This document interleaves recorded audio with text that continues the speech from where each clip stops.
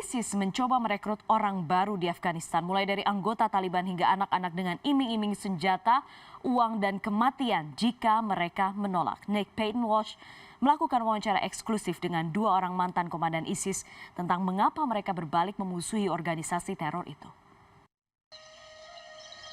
Looking for ISIS FM. In Afghanistan's east, ISIS's radio broadcast of hate was bombed off air recently by the US. But here, it's been coming back in the past week. It was there 3 days ago and it's gone again, says one man. They were talking nonsense, says another.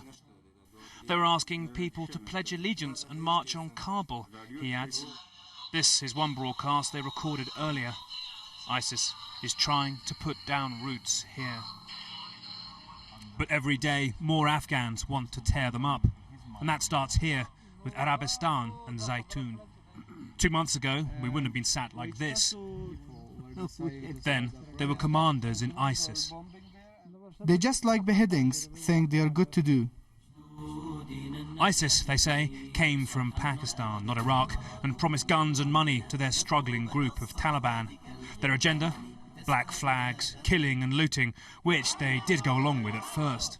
They knew who was rich to take their money. The poor, they would arm to fight for them or kill them. It went sour fast, and they both remember the moment when. I remember when they beheaded 7 people in the bazaar, including government workers and Pakistani Taliban. I saw the long strip of wood they did it on, covered in blood. They just threw the bodies away and buried. It was very un-Islamic.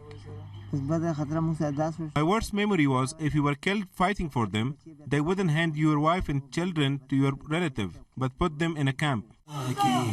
ISIS recruit children here, their own videos show. Another reason the two men work with Afghan intelligence, who set up our interview, to get other locals to join an uprising program against ISIS. But they say they've lacked government protection and money, and that's put potential defectors off. The fight is now just left to American drones, they say.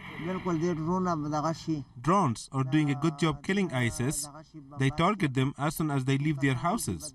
The government hasn't made any progress in those areas.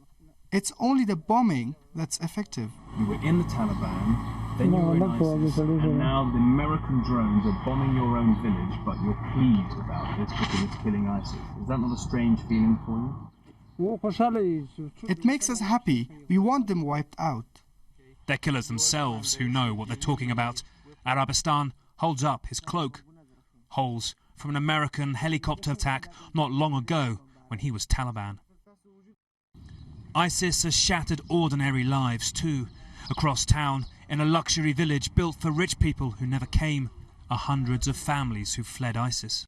Afghanistan, like many nations inflicted by ISIS, basically has to battle an idea, a kind of virus that appeals to minds warped after decades of war that don't see the Taliban as radical enough. An idea that no matter how hard you battle or bomb it, is very difficult to completely extinguish.